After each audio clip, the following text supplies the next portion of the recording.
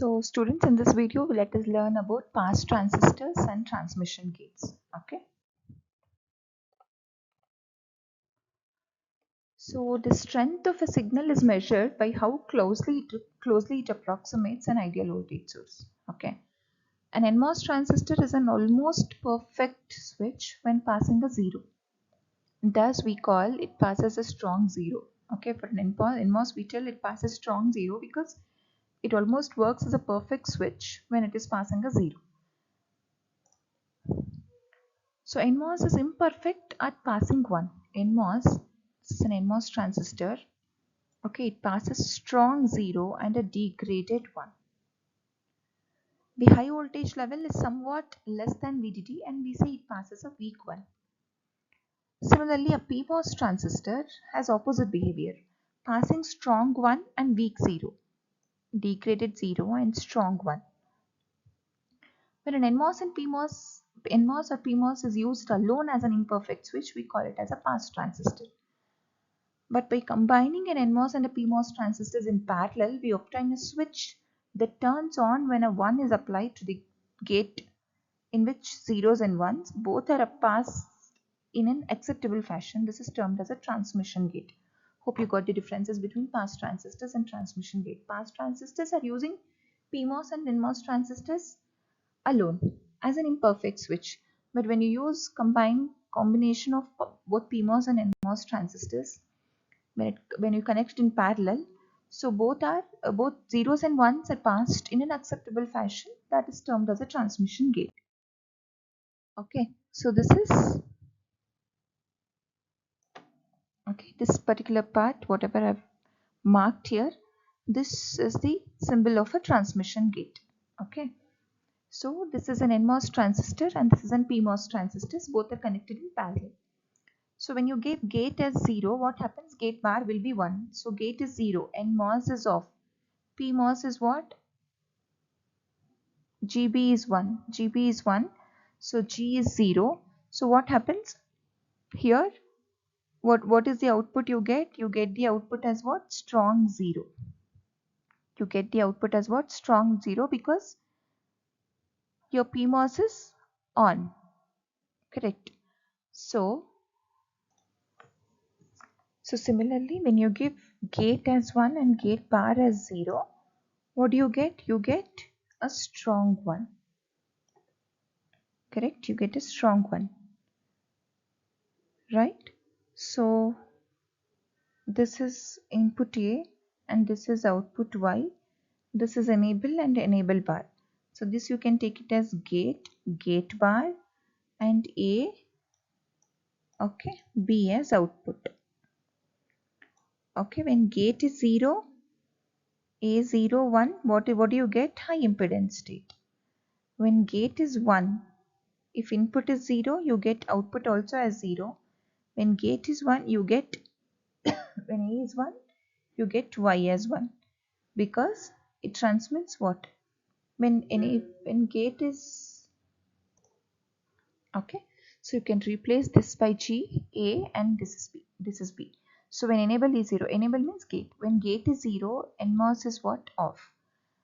What is PMOS? Gate bar. So PMOS is what? 1, which is again off. So you get a high impedance state. So whatever may be the value of A, when you give G as 0, it is a high impedance state, right? Next, when you give G as 1, G bar will be what? 0. So both NMOS and PMOS are on.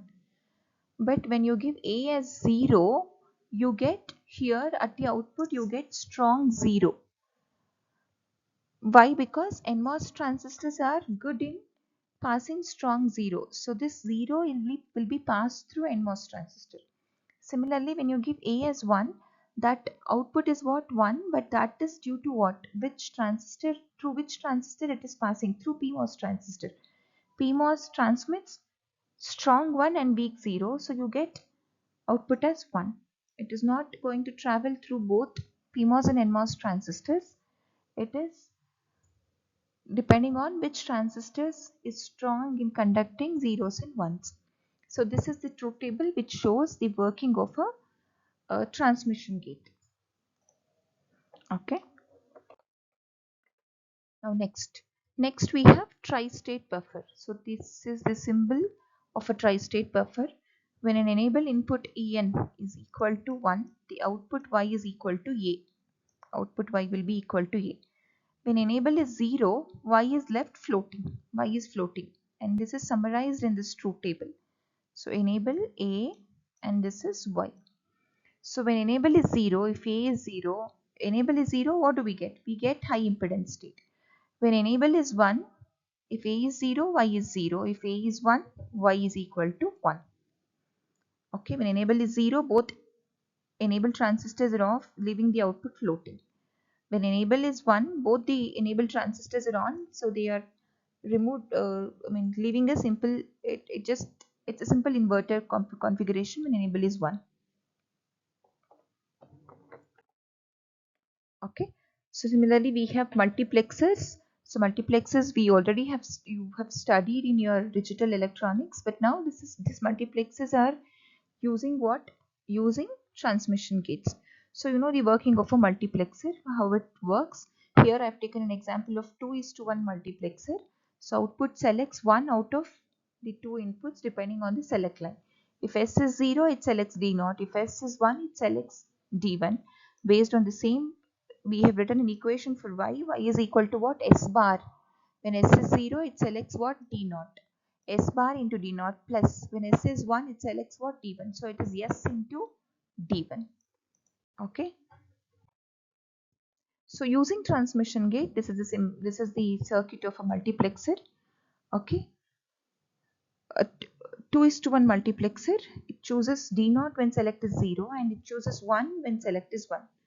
So transmission gate circuit is, I've written here. So using two transistors connected in series, and you're going to connect S here and S bar here. Okay, two input multiplexer it is. It selects and its complement enable exactly one of the two transmission gates at any given time. The complementary selectors is often not drawn in the symbol. It is just shown here. So this is the pass transistor DC characteristics. We will be having in all the pass transistors, there will be having a cut-in voltage, that is threshold or drop across the transistors, and that is what is indicated here. Drop across the transistors. Okay.